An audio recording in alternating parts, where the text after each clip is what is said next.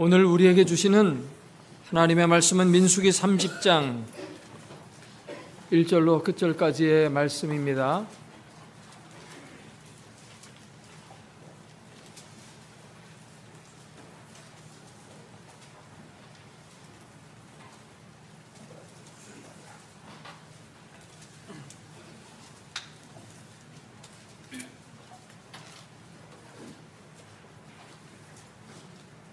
여러분과 제가 한 절씩 교독합니다.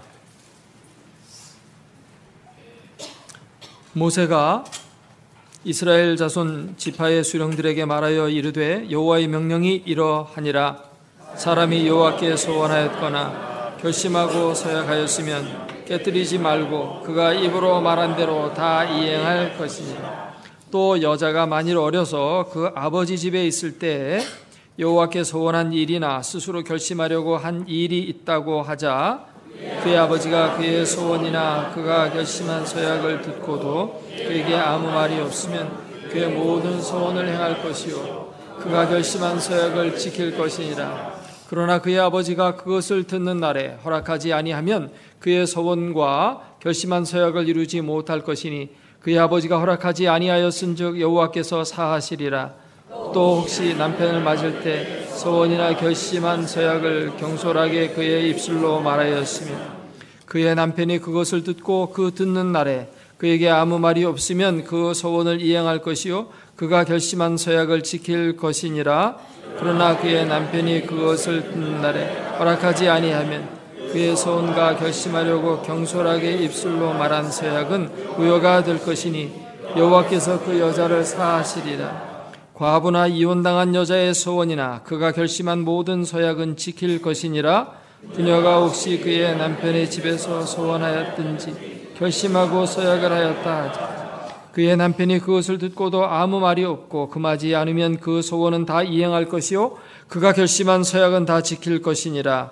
그러나 그의 남편이 그것을 듣는 날에 무효하게 하면 그 소원과 결심한 일에 대하여 입술로 말한 것을 아무것도 이루지 못하나니 그의 남편이 그것을 무효하게 하였은즉 여호와께서 그 부녀를 사하시니라.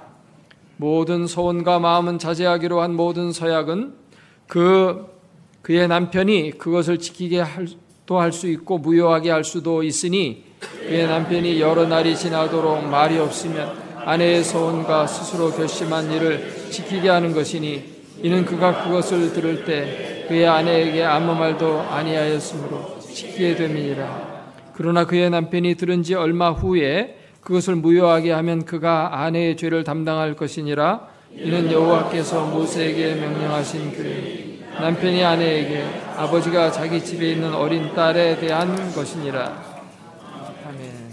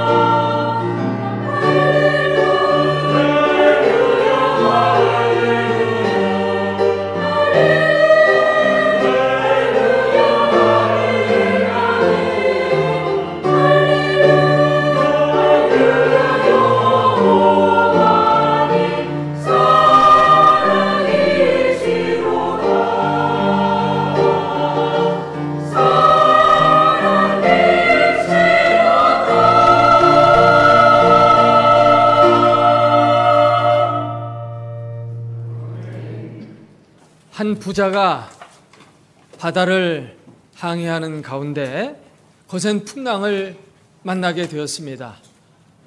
배가 침몰할 위기에 놓여 있게 되었습니다.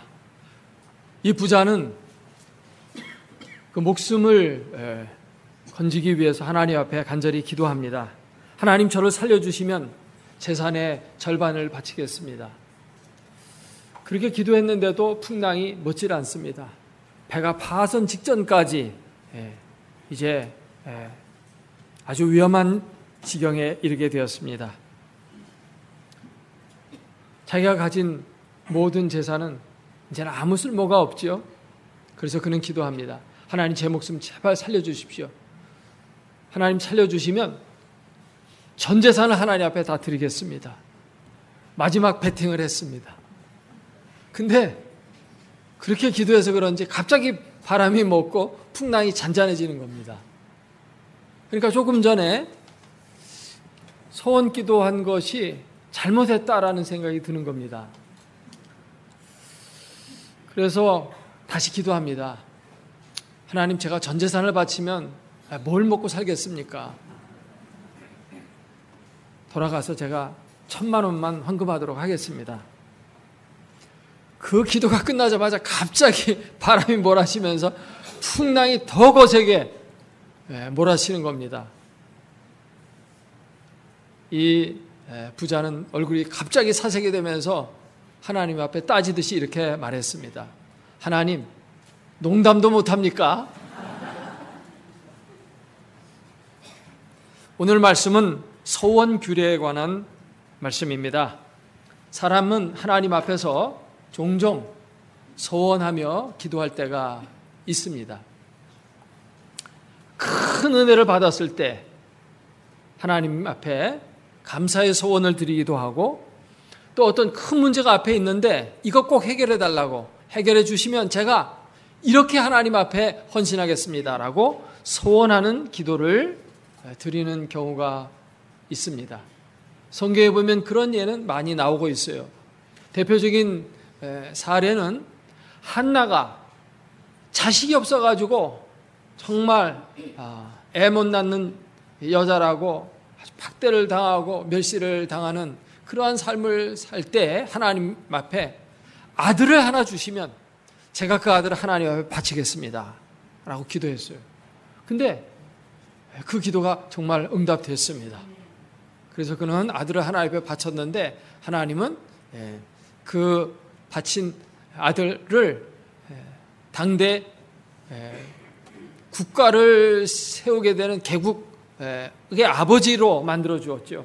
사무엘이라는 정말 위대한 인물을 만드는 그런 축복을 받게 되었습니다. 또 입다라는 사람이 전쟁에 나갈 때 하나님이 전쟁에서 승리를 주시면 제가 하나님 앞에 이렇게 하겠습니다 라고 또 소원을 했는데 전쟁에서 대승리를 거두어요. 그는 장군도 아니고 지략가도 아니고 성경에 보니까 그는 깡패라고 되어 있어요. 주먹 쓰는 깡패였는데 하나님이 그에게 지혜를 주어서 전쟁에 승리를 하게 했습니다. 하나님 앞에 소원해서 이렇게 응답받은 예가 성경에 많이 나오고 있습니다. 오늘날과 같이 거짓이 난무하고 위증이 많은 시대에는 특별히 소원은 반드시 필요하다고 하겠습니다. 결혼할 때 서약을 합니다. 내가 한평생 변치 않고 사랑하고 정조를 지키겠습니다 하고 이렇게 서약을 하지요. 선하고 아름다운 서약이라고 할 수 있습니다. 또 법정에서 증인으로 섰을 때 내가 위증하지 않겠습니다. 거짓 증언하지 않겠습니다. 이렇게 서약합니다. 그런 것들은 반드시 필요하죠. 그런데 이러한 서약을 할 때 함부로 해서는 안 된다는 것입니다. 그래서 서약을 하는데 하는 서약마다 다 어긴다면 그 서약은 이미 서약으로서의 가치가 없는 거죠. 또 서약 다음에 또 한다 할지라도 이제는 믿어줄 사람이 없게 되죠. 그렇기 때문에 서약은 반드시 지켜야 한다는 것입니다. 서약이나 서원을 지키지 못할 경우도 살다 보면 생기게 됩니다. 그럴 때는 어떻게 될까요? 하나님 앞에 서약을 했는데, 하나님의 이름으로 했는데 서약을 못 지킬 경우가 있어요. 그럴 때는 어떻게 할까요? 그럴 때는 또 물르는 규례가 성경에 레위기 27장에 보면 나옵니다. 근데 물을 수가 있어요. 서약을 철회하는 겁니다. 근데 그냥 철회한다고 그냥 말로 한 서약 대충 얼버무리고 넘어가는 것이 아니에요. 거기 보면 엄격한 규례가 있는데 자기가 서약한 액수에 5분의 1을 더해야 됩니다. 그렇게 해야만 이렇게 물러질 수 있어요. 그런데 가난한 사람일 경우에는 또 예외로 그 가격을 낮춰줍니다. 자기가 뭐를 어떻게 드리기로 했는데 그거 못 드릴 뿐만 아니라 가지고 있는 재산도 없다. 그러면 그 가격을 낮추어서 부담할 정도의 가격으로 이제 다운시켜 줍니다. 그래서 그것을 철회하고 물을 수가 있습니다. 하나님은 서원을 할 때 이렇게 신중하게 하라고 하시고 서원을 했으면 반드시 지키라고 말씀을 하십니다. 하나님 앞에 드리는 서원 반드시 하라는 것이 성경에 그것을 반드시 준행하고 어기지 말라는 것이 성경의 분명한 가르침입니다. 하나님은 서원이나 서약 이것을 꼭 지키도록 요구하십니다. 왜 그렇게 하실까요? 단순히 우리가 우리 자신이 좀 정직하고 신실한 사람으로 살아가라는 그 정도의 의미로 하나님이 하신 말씀일까요? 아니면 하나님 앞에 서약한 거 하나님이 꼭 받아 가지시려고 마치 무슨 고리대금업자가 꼭 갚아야 된다고 하는 식으로 그렇게 하나님 거 챙겨가기 위해서 서원을 갚으라고 하시는 것일까요? 오늘 본문을 살펴보도록 하겠습니다. 오늘 말씀은 입으로 한 서원이나 서약은 반드시 지켜야 한다는 것이 전체의 중심 주제입니다. 대개 글로 써서 하는 서약은 사람들이 잘 지킵니다. 그런데 말로 하는 건 잘 안 지켜요. 글로 한 거는 문서로 다 증거로 다 남아있기 때문에 그것은 사람들이 꼭 지키는 그러한 경향이 있죠. 그러나 말로 한 거, 구두로 약속한 것은 그냥 시간이 지나면 잊어버리기도 하고 그냥 적당히 넘어갈 수가 있습니다.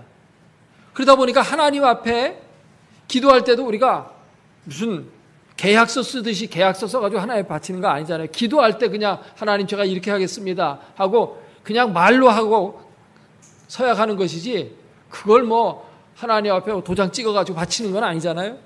근데 입으로 다 이렇게 하는 거 하나님 앞에 한 거기 때문에 반드시 지켜야 된다고 말씀하고 있습니다. 하나님은 글로 하든 말로 하든 하나님은 그거를 잊지 않고 다 기억하고 계시기 때문에 반드시 지켜야만 하는 것입니다. 서원에 대한 대전제의 말씀이 2절에 나와요. 그리고 그 다음 3절부터는 여인들이 서약한 것에 대해서 어떻게 해야 되느냐 하는 부차적인 내용이 나오죠. 그래서 핵심은 2절입니다. 2절을 우리 같이 한번 다시 읽도록 하겠습니다. 사람이 여호와께 서원하였거나 결심하고 서약하였으면 깨뜨리지 말고 그가 입으로 말한 대로 다 이행할 것이니라. 여기 보면 서원 또 서약이라는 두 단어가 나오는데 서원과 서약은 약간의 차이가 있습니다. 서원은 내가 이렇게 하겠습니다라고 하나님 앞에 적극적으로 의사를 표현하는 것입니다. 그래서 내가 하나님 앞에 소 한 마리를 바치겠습니다. 내가 나 자신을 나시린으로 하나님 앞에 1년 동안 몸을 바치겠습니다. 제가 저 캄보디아에 가서 가난한 백성들을 위해서 1년 동안 자원봉사하며 그들을 돕고 그들을 치료하고 그들에게 공부도 가르쳐주고 이런 것들을 하겠습니다. 이렇게 하는 것, 이런 것들이 뭡니까? 소원입니다. 서약이라는 것은 무엇을 하지 않겠습니다라고 결심하는 것입니다. 내가 담배를 끊겠습니다. 더 이상 술을 안 마시겠습니다. 뭐 하지 않겠다고 이렇게 소극적으로 하나님 앞에 약속하는 것을 서약이라고 할 수가 있습니다. 이렇게 대전제를 하나님이 말씀하시며 반드시 소원과 서약은 깨뜨리지 말고 이행해라 이렇게 말씀하신 다음에 그 서약이 무효가 될 수 있는 경우를 몇 가지로 설명을 합니다. 그건 뭐냐면 어린 딸이 시집가기 이전에 딸은 아버지의 권위 밑에 있습니다. 그러니까 어린 딸뿐만 아니라 나이가 들었어도 시집가지 않았으면 아버지의 권위 밑에 있기 때문에 그 딸이 뭔가 서약을 하거나 소원을 했을 때 아버지가 그 얘기를 듣고 난 다음에 그 자리에서 그가 안 돼 그러면 무효가 된다는 것입니다. 그러나 거기서는 그냥 잠자고 있다가 나중에 안 돼 그거는 이미 그 서약이 진행된 걸로 취급한다는 거죠. 그래서 반드시 그것에 대한 책임을 아버지에게 묻겠다는 것입니다. 왜냐하면 그 자리에서 들어보고 정말 잘못됐으면 바로 잘못됐으니까 그거 하지 마라 이렇게 얘기했어야 되는데 그때는 이거 그냥 뭐 서약을 지켜도 괜찮겠다 이런 생각이 들어서 그냥 말을 하지 않았거든요. 말하지 않았다는 것은 무언의 동의입니다.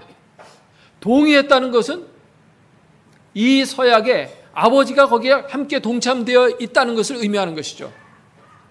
그래서 나중에 가서 상황이 불리해지니까 그때 가서 철회하는 것은 안 된다는 것입니다. 또 아내가 뭔가를 서약했을 때 남편에게 얘기했는데 남편이 안 돼 하고 그 자리에서 말했다면 그 서약과 소원은 무효가 됩니다. 그래서 그 여인의 서약은 하나님 앞에 죄가 되지 않습니다. 근데 그때 이 남편이 듣고 그것을 그냥 묵인했다가 나중에 가서 번복해서는 안 된다는 거죠. 여기에서 우리가 볼 수 있는 특징은 뭐냐면 권위자가 자식에게는 부모가 되는 거고 아내에게는 남편이 된다는 겁니다. 그래서 서약은 함부로 하면 안 되지만 서약을 하게 되면 그 권위자가 함께 책임을 져야 된다는 거예요. 사실 이 말씀을, 이 규례를 주실 때는 시대적인 배경을 좀 생각을 해야 됩니다. 구약 시대에는 여성은 학교에 보내질 않아서 공부를 안 시킵니다. 또 밖에 못 나다니게 해요. 그다음에 사회생활 같은 걸 잘 못하기 때문에 지식도 부족하고 경험도 부족해서 잘못 판단해서 서약하는 경우가 생길 수가 있습니다. 그렇기 때문에 잘못 서원하고 서약한 걸로 인해서 그 서약한 자가 피해를 보면 안 되잖아요. 그래서 하나님이 그것을 여성들을 보호하기 위해서 이 법을 주신 것이라고 할 수 있어요. 하지만 근본적으로 아버지나 남편에게 권위를 주신 것은 이것은 창조의 원리를 따른 겁니다. 태초에 하나님이 사람을 지을 때 남자를 지으셨고 여자는 갈빗대에서 돕는 배필로 이제 지으셨거든요. 그래서 권위를 남편에게 준 겁니다. 그래서 선악과를 따먹을 때도 제일 먼저 따먹은 자가 누구예요? 뱀의 유혹을 받은 자가 누굽니까? 하와입니다. 하와가 죄졌어요. 근데 책임을 하나님은 누구에게 물었습니까? 아담에게 물었습니다. 신약성경 계속 나오는데 보면 하와 때문에 이렇게 됐다고 그러질 않아요.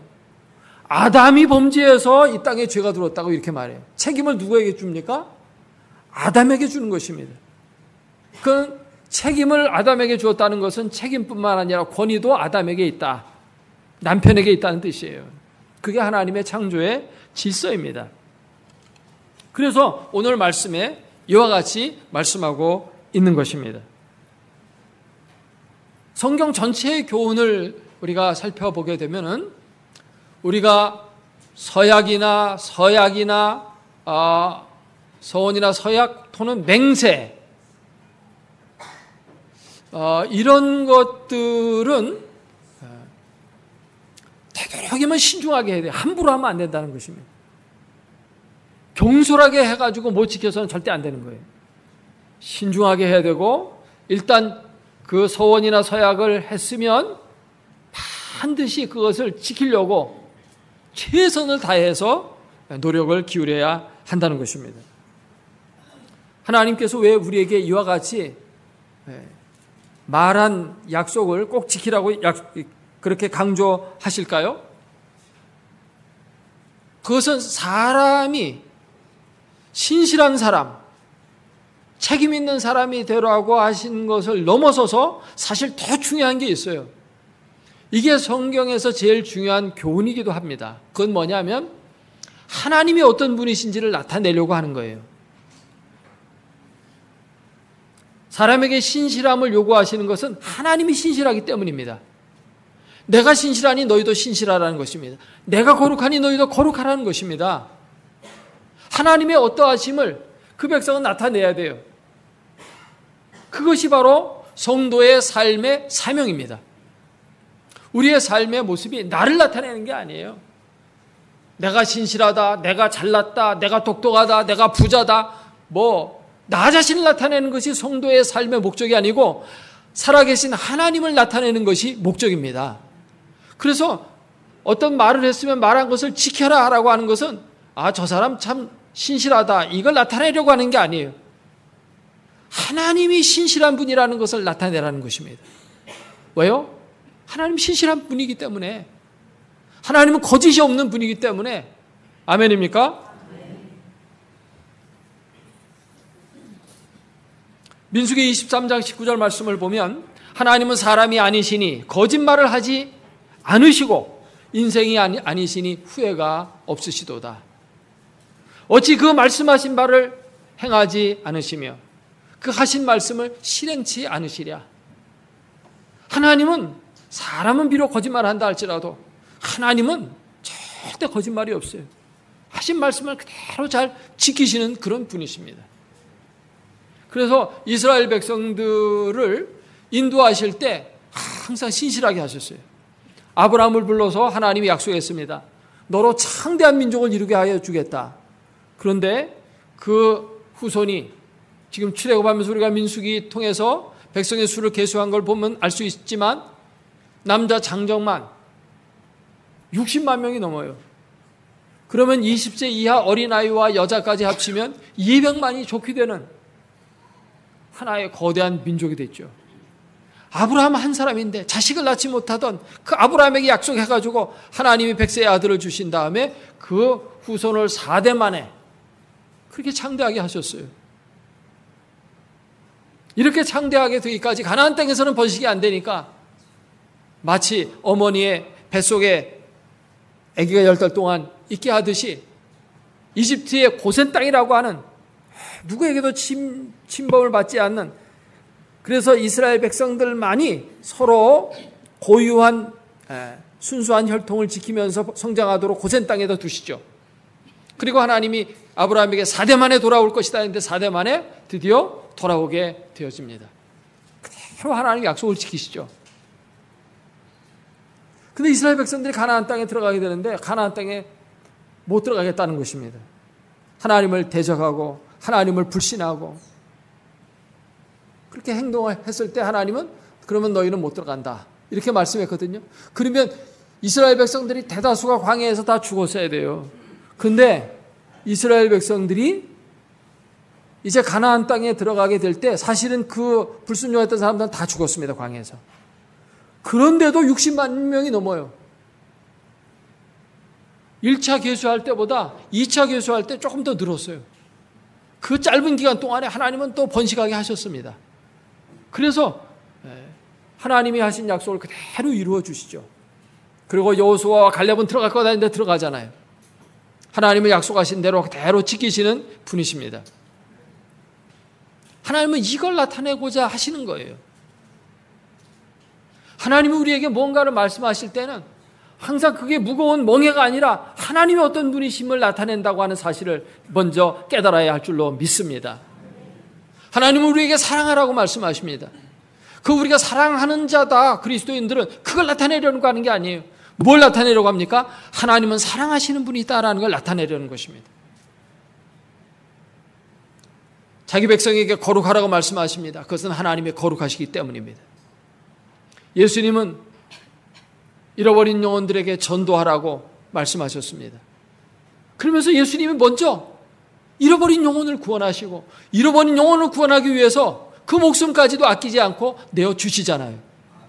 그걸 나타내는 겁니다. 하나님은 우리에게 기도하라고 하십니다.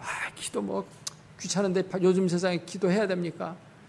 그건 뭡니까? 하나님은 우리와 교제하기를 원하시는 분이시다. 우리를 만나주기를 원하시는 분이라는 걸 나타내려고 하는 거예요. 그 하나님이 어떤 분이신지를 잘 깨달으면 성경의 율법은 내게 무거운 멍해가 아니라 오히려 감사의 조건이 되어지는 것입니다. 이것이 나에게 특권이로구나. 하나님 말씀대로 산다고 하는 것이 정말 하나님을 더 풍성하게 경험할 수 있는 그 길을 우리에게 제시해 주는 거로구나. 이렇게 깨닫게 되어지는 것입니다. 할렐루야. 신실하신 하나님, 그 하나님을 우리가 제대로 모시고 살려면 우리가 신실하지 않으면 안 돼요. 그러니까 서원을 지키라는 것입니다. 서약을 지키라는 것입니다. 우리가 한 약속 반드시 지켜야 됩니다. 예수님은 산상수훈 가운데서 너희가 도무지 맹세하지 말라고 이렇게 말씀했어요. 그거는 전혀 맹세하지 말라는 뜻은 아닙니다. 너희가 좀 신실하게 살아라. 말했으면 말한 것에 책임을 좀 질 줄 알아야 된다. 그런 뜻으로 말씀하신 것입니다. 하나님은 신실하신 분이세요. 하신 약속을 반드시 지키십니다. 그걸 나타내고자 하는 거예요. 하나님은 우리에게 구원을 약속하셨습니다. 반드시 구원을 주십니다. 영생을 약속하셨습니다. 반드시 영생을 주십니다. 천국을 약속하셨습니다. 부활을 약속하셨습니다. 그것을 하나님이 지키신다는 겁니다. 하나님은 안 지키면서 그 약속한 거 그냥 다 거짓말로 그냥 치부하고 말면서 너희들은 약속한 거 지켜라. 이게 말이 안 되잖아요. 그러니까 그 뜻이 뭐겠어요? 내가 약속을 지키는 자다라는 거예요. 하나님의 약속을 신실하게 믿는 여러분 되시기를 주의 이름으로 축원합니다. 근데 예수님은 맹세하지 말라 이렇게 말씀하셨는데 맹세하지 말라는 데 초점이 있는 게 아니라 진실하라는 데 초점이 있어요. 하나님은 맹세하라고 말씀하셨습니다. 신명기 6장 13절에 내 하나님 여호와를 경외하며 섬기며 그 이름으로 맹세할 것이니라. 맹세하라고 되어 있죠? 또 하나님도 맹세하셨어요. 창세기 22장에 보면 아브라함이 이삭을 바쳤습니다. 그때 하나님이 내가 나를 가리켜 맹세하노니 네 후손이 하늘의 별과 같고 땅의 모래알과 같이 많아질 거다. 이렇게 맹세하셨어요. 하나님 거짓말 안 하기 때문에 말씀하시면 말씀하신 대로 우리가 믿을 수 있습니다. 그런데 맹세까지 하면 이건 도저히 안 믿을 수 없잖아요. 우리로 알고 확실히 믿도록 하기 위해서 하나님은 종종 맹세를 거론하십니다. 하나님과 우리와의 관계는 신실한 관계로 세워져야 될 것을 교훈하고 있는 것입니다.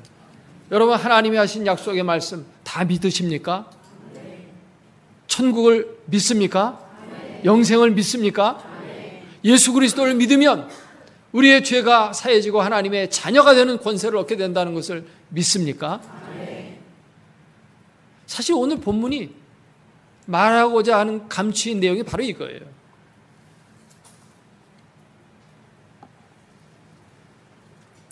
사도 바울도 서약이라는 걸 했어요. 그러니까 나실인의 서원을 해요. 그래가지고 나실인 서원할 동안은 머리를 안 깎았어요. 그러다가 나실인의 서원이 끝났을 때 그는 갱그레아에서 자기의 머리를 깎았다고 되어 있어요. 나실인은 머리에다 칼 대면 안 되거든요. 그러니까 머리를 안 깎고 그냥 기르는 겁니다. 그러나 서약 기간이 끝나면 일생을 바치는 자도 있어요. 삼손과 같이. 그러나 많은 경우에 일정 기간 동안 바칩니다. 그럴 때 절대 그 나실인이 한 것처럼 그대로 해야 돼요. 그리고 끝나면 이제 머리 깎으면 됩니다. 그래서 서약이 끝났다는 거죠. 우리는 하나님 앞에서 신전의식을 갖고 살아야 됩니다. 하나님의 눈동자 앞에서 하나님이 다 보고 계신다고 하는 그 사실을 우리가 항상 염두에 두고 신실하게 말하고 살아가야 됩니다. 요즘은 거짓이 판치는 시대입니다. 포스트 모더니즘 시대에는 절대적인 진리가 부정되는 시대예요. 이제는 남자와 남자끼리도 결혼하고 여자와 여자끼리도 결혼하고 미국에서는 추례까지 땄습니다. 목사가 추례도 서줘요. 어떤 교단에서 그렇게 해요.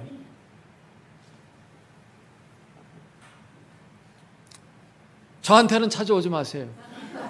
저는 추례 안 합니다. 남자와 남자끼리 와가지고 결혼하겠다 추례 서달라, 저는 안 합니다. 그 어떤 미국의 어떤 교단에서는 그런 것도 하는 모양인데 그런 데 가서 결혼하면 되고 제 앞에는 안 됩니다. 저는 할 수가 없어요. 이 절대적인 진리가 무너지는 시대예요. 거짓말도 얼마나 판치는지. 청문회를 하면 얼마나 거짓말 많이 해요. 그래도 그냥 다 넘어갑니다. 그 사람의 입장에서 생각해 보면 그렇기도 하겠다. 뭐 잊어버렸다는데 기억이 안 난다는데 뭐 어떡할 거예요. 불리한 거 나올 때 기억이 잘 안 납니다. 이렇게 하면 그냥 넘어가야죠. 어떻게 하겠어요. 기억 안 난다는데. 이 시대의 진실을 찾아보기가 어렵습니다. 맥스 루케이도 목사님은 이렇게 말했습니다. 우리는 상사의 호감을 사기 원합니다. 그래서 아첨을 합니다. 그것을 윤활유라고 우리는 부릅니다. 하지만 이것을 하나님은 거짓말이라고 부릅니다. 우리는 사람들의 칭찬을 얻기 원합니다. 그래서 과장합니다. 우리는 그것을 극적인 효과라고 부릅니다. 하지만 하나님은 이것을 거짓말이라고 하십니다. 우리는 사람들의 존경을 받기 원합니다. 그래서 갚을 수 없는 빚을 지고 분에 넘치는 집에서 살아갑니다.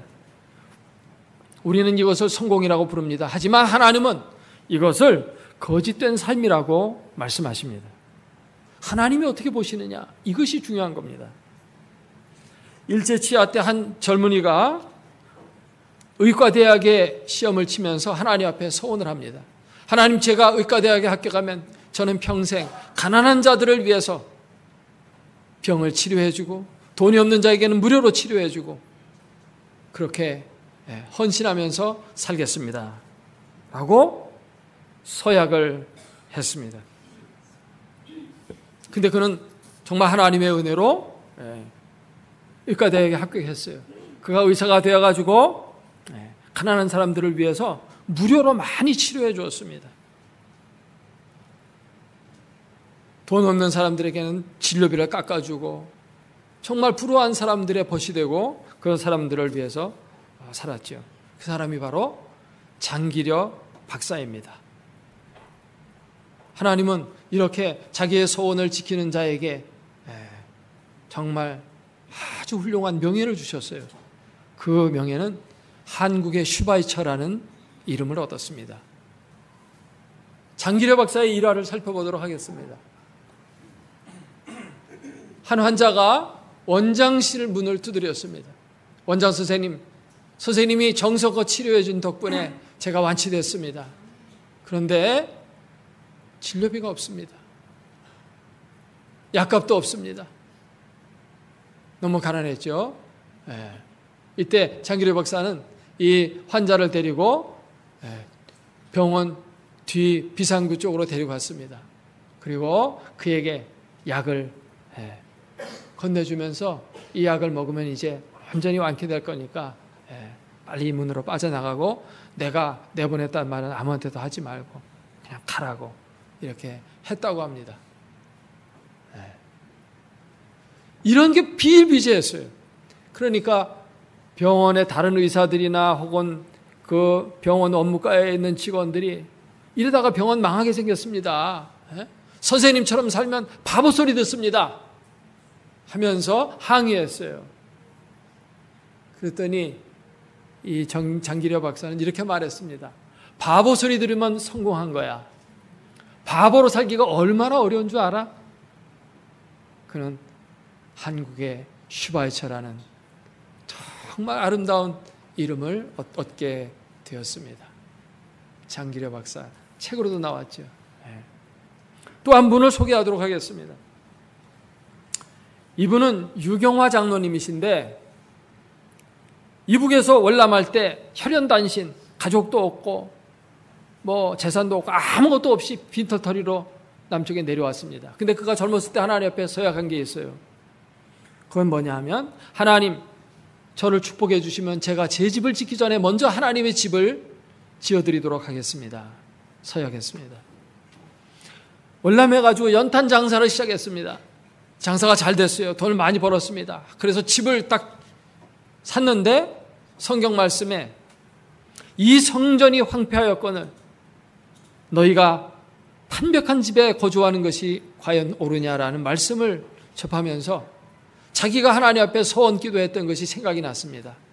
하나님이 내게 복을 주셔서 이렇게 부자가 됐는데 하면서 그는 자기의 재산을 다 정리해서 교회를 세우게 됩니다. 그리고는 그 교회를 자기가 지었기 때문에 그 교회에 초대 장로가 됩니다. 그런데 내가 여기에서 장로가 되면 내가 영광을 받게 되고 내가 텃세 부리게 되고, 그러면 목회자가 혹은 교인들이 신앙생활하는데 악영향을 미칠 수 있다고 생각해서 그 교회를 떠나게 됩니다. 다른 교회로 가요. 그러다가 또 하나님이 복을 주셔서 또 교회를 또 하나 지게 되는데 노건교회라고 한 교회를 지게 됩니다. 이 노건교회는 제가 가봤어요. 가서 그 교회에 들어가서 이제 차도 마시고 2층에 카페가 있더라고요. 차도 마셨는데 건축 대상을 받은 정도로 교회를 잘 졌어요. 아직 큰 교회는 아닙니다. 앞으로 우리 교회가 질 교회만한지 그거보다 작을 수도 있는 그런 교회인데 이런 교회를 짓고 역시 똑같은 마음으로 그 교회에 참석하지 않고 하나님 앞에 봉헌하고는 자기는 또 자기 길을 갑니다. 근데 이렇게 자기의 소원을 지켰던 장기려 박사나 이유경아 장로처럼 하나님께서 이런 자들을 그냥 놔두지 않으시거든요. 복을 주셨어요. 그래가지고 도농의 동원학원을 인수해가지고 동화학원이라고 이름을 개명하고 동화중고등학교를 세우게 됩니다. 그림에 나오죠. 이걸 이수해서 이사장이 됐습니다. 그리고 그의 꿈에 후세들을 잘 키워야 되겠다라는 그런 꿈이 있었는데 그 꿈을 실현하게 됩니다. 그리고 그는 95세까지 장수하다가 이제 하나님 앞에 가게 됐는데 국가에서 동백장을 수여받기도 하고 많은 큰 일을 했습니다. 그리고 그는 학교 앞에 교회가 없다는 걸 알고 그 앞에 길가의 교회라고 하는 교회를 또 세우게 되고 거기에서 교회를 하나님 앞에 헌당을 합니다. 이렇게 하나님 앞에 서원하고 하나님 기쁘시게 드리는 신실한 삶을 살아가는 자에게 하나님께서 아름다운 명예도 주시고 또 하나님께서 물질의 복도 주시고 이러한 축복을 주시는 줄로 믿습니다. 여러분도 이렇게 신실하게 하나님 앞에 사셔서 이와 같이 아름다운 인생 살고 여러분의 이름이 빛나고 또 자손들이 복을 받는 귀한 역사가 있기를 주의 이름으로 축복합니다. 기도하겠습니다. 이 시간 하나님 앞에 주신 말씀 생각하며 통성으로 기도합니다.